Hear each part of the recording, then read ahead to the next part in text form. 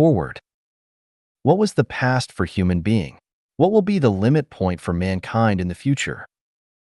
Will the intelligence of human be able to stop the asteroid's impact on Earth? If these questions cannot be answered, then we should turn ourselves to the greatest creator. Chapter 25 of Tao Te Ching begins with, "There was something formless yet complete. It existed before heaven and earth." The Bible makes its purpose clear from the very beginning. In the beginning, the God created the heaven and the earth. Here, God means the greatest creator. The Diamond Sutra says, "If one desires to see me via colors and seek me through sound, he is pursuing an evil course and cannot acquire enlightenment from Buddha, the greatest creator." Book of Odes 10 of Wenwang, Great Brightness says, "This King One, watchfully and reverently, with entire intelligence served the greatest creator, and so secured the great blessing." In Chapter 8, The Origin and Fate of the Universe, of his book A Brief History of Time, the great scientist Stephen Hawking says, "The general theory of relativity, on its own, cannot explain these features or answer these questions because of its prediction that the universe started off with infinite density at the Big Bang singularity. At the singularity, general relativity and all other physical laws would break down. Science seems to have uncovered a set of laws that, within the limits set by the uncertainty principle, tell us how the universe will develop with time, if we know its state at any one time. These laws may have originally been decreed by God. Note, God is the same as the greatest creator. One possible answer is to say that the greatest creator chose the initial configuration of the universe for reasons that we cannot hope to understand. This would certainly have been within the power of an omnipotent being. It would be very difficult to explain why the universe should have begun in just this way, except as the act of the greatest creator who intended to create beings like us. Man has 6 sensory organs of eyes, ears, nose, tongue, body, and consciousness, which correspond to 6 perceptions of vision, hearing, olfaction, taste, touch, and telegnosis. Man communicate with the material world and the non-material world via these 6 perceptions. If a person is blind and has no vision, then how can we convince him that there is light in the universe? How can we prove the existence of light? No, we cannot, for one is unable to perceive light without vision. If a person is deaf and has no hearing, then how can we convince him that there is sound in nature? How can we prove the existence of sound? No, we cannot, for one is unable to perceive sound without hearing. If a person is ignorant and has no telegnosis, then how can we convince him that the greatest creator is in the universe? How can we prove the existence of the greatest creator? We still cannot do that, for one is unable to perceive the greatest creator without telegnosis. Telegnosis is an innate instinct. With telegnosis, we can perceive the existence of the greatest creator. Everyone has telegnosis, but why we are unable to perceive the existence of the greatest creator? This is because the telegnosis is blocked and blunted in the same way as one suffering from falling of eyesight cannot discern the view in front of his eyes. If one's eyesight has dropped, one pair of glasses will enable him or her to see clearly. If one's telegnosis is blunted, he will be able to perceive the existence of the greatest creator by improving his wisdom. Someone wants to deny the existence of the greatest creator with a case of antinomy. Can the greatest creator create a rock that he cannot lift? This question puts us in a dilemma. If we say no, we have completely denied the greatest creator. If we say yes, it proves that the greatest creator cannot lift the rock he has created. The existence of the greatest creator is also negated by the statement that he cannot lift a rock. Whatever the answer is, the result is the negation of the greatest creator, or at least the negation of the omnipotence of the greatest creator. The man who creates this antinomy is very smart in that his minor question has perplexed the spiritual nature of many people, making them stay far away from the greatest creator and wisdom. This person is either Satan or someone disfavored by the greatest creator. He cannot taste the grapes, so he would try his best to prove that the grapes are sour and prevent others from eating the grapes. Can the greatest creator create a rock that he cannot lift? This question is a trap. The similar question may be, are you a thing? How would you answer this question? No matter the answer is yes or no, you will fall into the trap of the designer. It does not make any difference whether to say, I am not a thing, or I am a thing. Thus, we cannot present positive or negative answers directly to any antinomies. Instead, we should consider from the question itself or lodge a rhetorical question. For example, the rhetorical question for, are you a thing, is to aim the question, are you a thing, directly at the person who asks this question. Let's see how he will answer this question himself. The rhetorical question for, can the greatest creator create a rock that he cannot lift, is, can the greatest creator not lift a rock that he has created?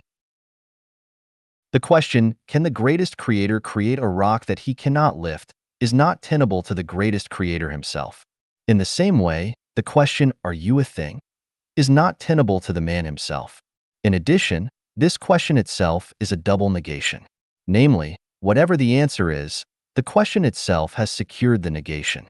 Many philosophers and logicians have been puzzled by such questions. Here are some more paradoxes.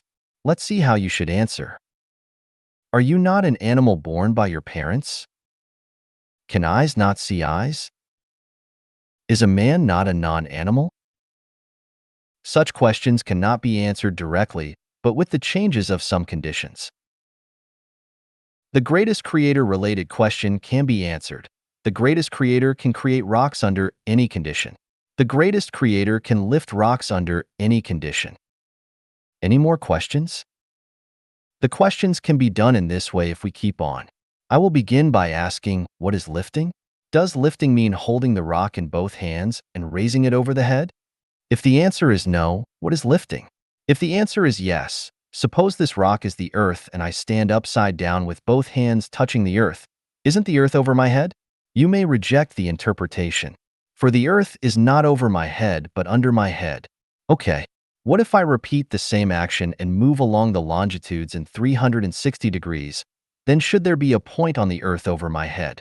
If not, which point of the universe is over us? And which point is under us? At this point, you may argue, although I am holding the earth with both hands, and although the earth is over my head, I am not holding the earth, rather it is the gravity from the earth that draws me.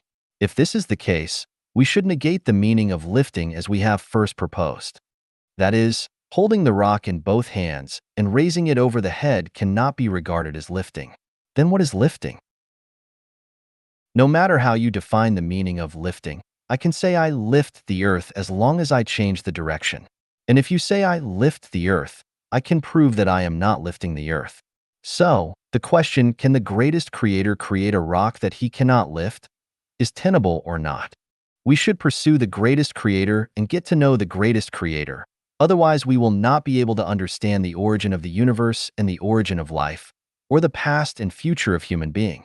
We cannot even understand the instincts of animals and the purpose of life. I am 46 years old now. I have engaged in a wide variety of occupations: shepherd, peasant, migrant worker, secretary of Youth League branch, clerk, secretary of CPC branch, political instructor of art and cultural propaganda team of People's Commune, bench worker, electrician, automobile mechanic, middle school teacher, office clerk, office manager, interpreter, driver, salesman, grocery store manager, restaurant buyer, bartender, nightclub manager, manager of fast food department, property developer, and so on. The duration of my jobs all lasted for more than half a year, with the exception of office manager and restaurant buyer, on which I stayed only for 2 months. What have I gained from working on so many jobs? What I have learned is, without a belief and an aim, life is just like the floating clouds drifting in the sky with wind. An inexplicit traffic accident I personally experienced several years ago has prompted me to explore the meaning of life. What on earth do I live for? For the sake of my country? Nonsense. I have problems even making a living for myself. How am I supposed to do anything for my country? Do I live for my parents? Absolutely not. Otherwise, why should I survive after their death? For my wife?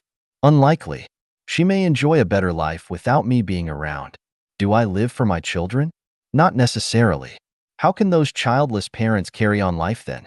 After the children grow up and have families of their own, what do I live for? I can no longer provide them with any help. On the contrary, I may prove troubles and burdens for them. Do I live for myself? How absurd it is. I can neither decide my birth nor my death. If there is an option, I would rather choose not to be born and not to be a being at all. Then who brought me to this world? Is it because of the accidental union of my parents that I came into being? Definitely not. The universe is governed by laws. Everything has its causes and effects.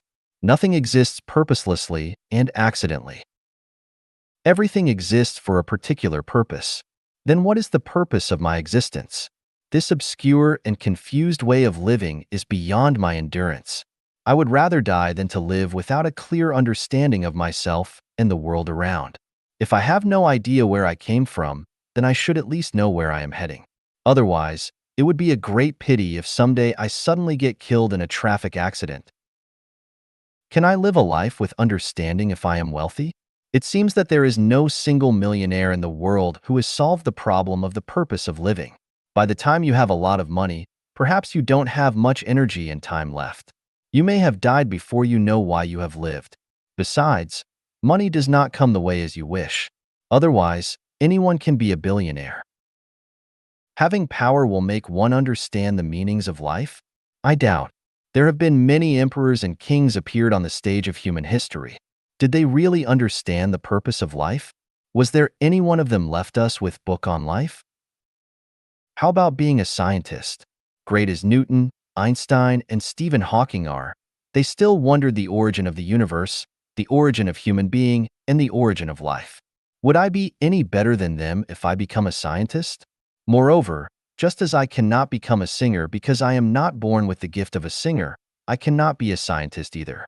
To be a scientist for me is something beyond my wildest dream. Will it be possible for me to understand the meaning of life if I seek to become some kind of expert? I am afraid not. Let's take archaeologists and anthropologists, for example. One day they would say that mankind originated from Europe, another day that mankind originated from Asia, still another day they would claim that mankind's ancestor lived in Africa. To affirm the place of origin of mankind simply by a few pieces of fossils is far from reliable. It is likely to say that we would be originated from the Antarctica if some more human fossils are excavated from somewhere someday. How about reading the Bible? Can it be a way to understand the meanings of life? Maybe I was born foolish. I have read the Bible for years, yet I have not been enlightened so far. Where is the kingdom of the greatest creator? It has been there already, or it will emerge in the future.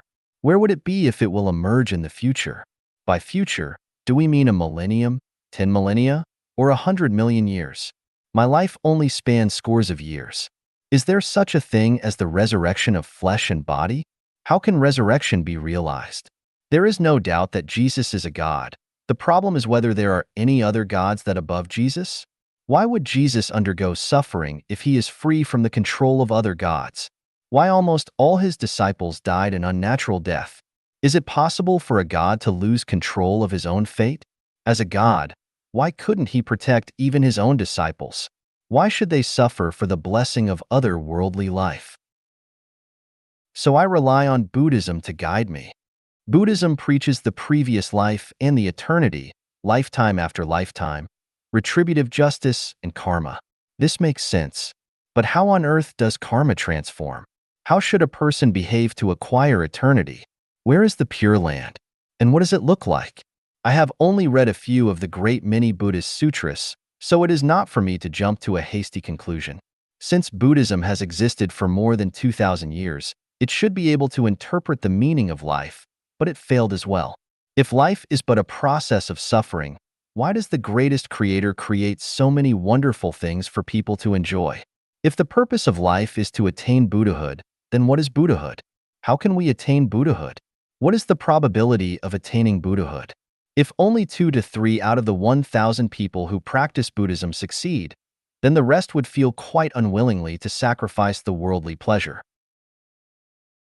Money, power and status, and scientists and other experts, Christianity and Buddhism. Each may have its own arguments, but none of them can explain clearly the meaning of life. And for us mortals, We even have a hard time scraping up for daily existence. How can we have time to pore over the learning of sociology, natural science, and religion? Is there a shortcut? Is it possible for us to seek the greatest creator directly, bypassing gods, Buddha, and the knowledge accumulated by mankind?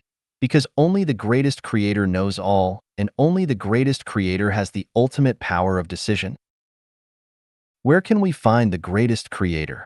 Read Wordless book, Read Heaven, Read World, Read People, Read Things. Luckily, I have undertaken more than 20 different jobs and have experienced many hardships of life. In addition, after graduation from senior middle school, I went further study for another 3 times. And I have stayed in the countryside, in small towns, and big cities. As a result, I can string up different phenomena and events for chain reflection. Nevertheless, I am still confused. So what could be the obstacle? I was greatly enlightened when I incidentally browsed the Quran, which says, "The masses of deities and mankind, don't hesitate to escape from domain of heaven and earth if you can. But it would not be possible for you to escape without the help of authority." Yes, how can I escape from the domain of heaven and earth without the power and help of authority, the greatest creator? How can I get the support of the greatest creator? By telegnosis, man is a part of the universe. Man can correspond with universe. The brain can immediately sense the sting on the toe. So if I send a fax of thought to the greatest creator, he will surely know my appeal. Indeed, the picture of the birth of the universe, the origin of life, the origin of mankind, and the 36-dimension space began to appear in my mind. The subject of fate is thus revealed naturally. Only at this time did I learn the greatest creator, Jesus, Sakyamuni, Lao Tzu, as well as mankind, universe, time, space, energy and matter, body and soul, the nature of life, and the meaning of life. I came to know God by telegnosis, which could only be sensed nor told. In order to facilitate the understanding and induce even greater enlightenment, I have cited 40 natural phenomena and 8 logical reasoning to prove the existence of the greatest creator and to illustrate the 8 characteristics of the greatest creator and the 8 major relations between the greatest creator and human being. Whether you can sense the existence of God completely relies on your telegnosis and wisdom.